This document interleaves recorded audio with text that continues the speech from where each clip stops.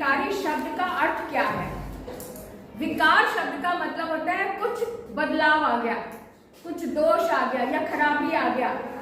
जैसे गाड़ी चलते चलते, बाइक चल रही है, कुछ अचानक से रुक गई, स्टार्ट नहीं हो रही, तो उसमें कुछ विकार आ गया, है ना। तो आप उसको खोलते हैं, नोब वगैरह फूंक मारते हैं, उसका डस्ट वगैरह निकालते हैं तो वो ठीक हो जाती है। तो विकार का मतलब है जो काम हो रहा था अभी तक कंटिन्यूटी में, उसमें कुछ बदलाव आ गया। विकार का मतलब बदलाव या परिवर्तन। विकार का मतलब परिवर्तन या फिर परिवर्तन या फिर बदलाव, ठीक है। और बोलचाल की भाषा में हम कहेंगे इसमें कुछ दोष आ गया। विकार का मतलब कुछ खराबी आ गई, दोष आ गया। और हिंदी भाषा में परिवर्तन आ गया या बदलाव आ गया। क्लियर है बेटा?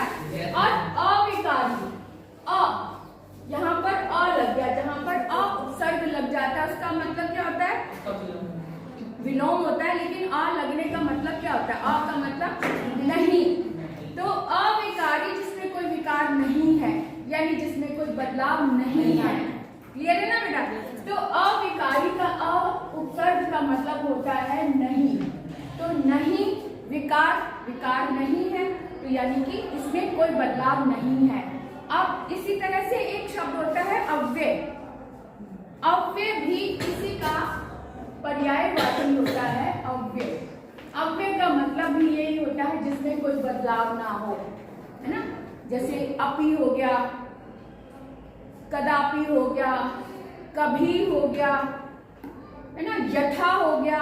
ये शब्द अविकारी होते हैं और इनको हम अव्यय भी कहते हैं।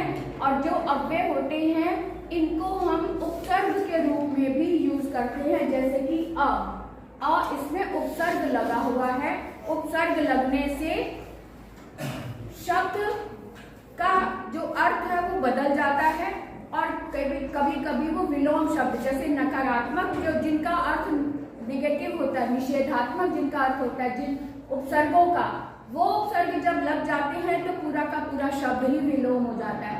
जैसे विकारी में अ लग गया, अ का मतलब नहीं है, निषेधात्मक अर्थ है, तो निषेधात्मक जब उपसर्ग लगा तो ये विकार का अपोजिट बन गया, विलोम बन गया। ठीक है ना बेटा? तो विकारी हम बात कर रहे हैं, अविकारी जिसमें कोई बदलाव ना हो, विकारी जिसमें बदलाव हो। अब कौन कौन से शब्द विकारी होते हैं और कौन से शब्द अविकारी होते हैं, इस पर आ जाते हैं फटाफट। हमने व्याकरण पढ़ी, है ना, जिसमें हमने संज्ञा पढ़ी, सर्वनाम पढ़े, विशेषण पढ़ा, है ना, और क्रिया पढ़ी। यानी कि एक छोटे से शॉर्टकट में मैं आपको बताऊं कि जो सिंगल शब्द हैं, संज्ञा, सर्वनाम, क्रिया, विशेषण, ये सिंगल शब्द है ना, अकेले शब्द हैं, तो इनमें परिवर्तन होता है। नोट करते जाओ बेटा, ये जुबानी याद करने वाली चीजें नहीं, इसको एक बार लिख लोगे तो जुबानी याद हो जाएगा। एक बार लिख लो। अब अविकारी कौन से होते हैं? क्रिया विशेषण, जिसमें दो शब्द लगे हैं। क्रिया विशेषण वाले शब्द अविकारी होते हैं, जैसे धीरे धीरे, जल्दी जल्दी, तेज तेज। ये क्रिया विशेषण वाले शब्द है ना, ये अविकारी में कोई बदलाव नहीं होता, जैसा शब्द है वैसा ही प्रयोग में लाया जाता है। और साथ में और क्या है? समुच्चय बोधक, यहाँ पर भी, और विस्मय आदि बोधक। ये जो बड़े और दो शब्द है ना, इनमें विकार नहीं होता, यानी इनमें कोई बदलाव नहीं होता। ये वाले शब्द सभी अविकारी होते हैं, है ना, अविकारी होते हैं। और विकारी कौन से होते हैं? जितनी भी संज्ञाएं हैं वो सब अविकारी। कैसे? अब बताओ कैसे अविकारी? हम उसे विकारी क्यों बोल रहे हैं? संज्ञा वाले शब्दों में क्या बदलाव आता है? जो बदलाव वाले शब्द होते हैं वो संज्ञा और सर्वनाम और क्रिया और विशेषण। अब मैं एकदम कंटिन्यूटी में बताती हूँ, क्योंकि बीच में मैंने एग्जाम्पल वगैरह दिए थे, उसको छोड़ के वो तो आपको समझ में आ गया कि विकार शब्द क्या है ना। अब विकारी और अविकारी शब्द को समझने के लिए सबसे पहला हमें कदम लेना है कि विकारी शब्द का अर्थ क्या है। विकारी का अर्थ होता है बदलना या परिवर्तन होना। जिसमें कोई परिवर्तन होता है वो होते हैं विकारी शब्द, और जिसमें कोई परिवर्तन नहीं होता वो होते हैं अविकारी शब्द। अब हमें ये देखना है कि कौन कौन से जो ग्रामर है, कौन कौन से टॉपिक ऐसे हैं जो विकारी शब्द रखते हैं, जिनमें विकारी शब्द होता है। वो होते हैं संज्ञा। संज्ञा में जितने भी शब्द होते हैं वो विकारी होते हैं, सर्वनाम में भी, क्रिया में भी और विशेषण में भी। अब कैसे, उदाहरण देख लो। संज्ञा जैसे लड़का, लड़के का लड़के हो जाता है, एक वचन से बहुवचन बन जाता है ना। स्त्रीलिंग पुल्लिंग भी होता है, और साथ में और क्या क्या हो जाता है, और क्या क्या बदलाव आता है इसमें? लिंग वचन, स्त्रीलिंग पुल्लिंग, एक वचन बहुवचन, है ना। ये बदलाव संज्ञाओं में होता है बदलाव, तो इसलिए ये विकारी है, ये विकारी है। सर्वनाम में मैं का हम हो गया, है ना, तुम का तुम्हारा हो गया, तो ये बदलाव हुआ ना। तो इसलिए सर्वनाम वाले शब्द भी विकारी शब्द होते हैं, सर्वनाम वाले भी विकारी शब्द होते हैं। और क्रिया, क्रिया था, थे, जाते थे, जाता था, जाता है ना, जा रहे हैं। तो जाता जाती शब्द आया, मैं वहां खड़ी थी, मैं वहां खड़ा था, मैं वहां जा रही थी, मैं जा रहा था। तो ये परिवर्तन क्रियाओं में भी होता है, तो इसलिए क्रिया शब्द भी विकारी होता है ना।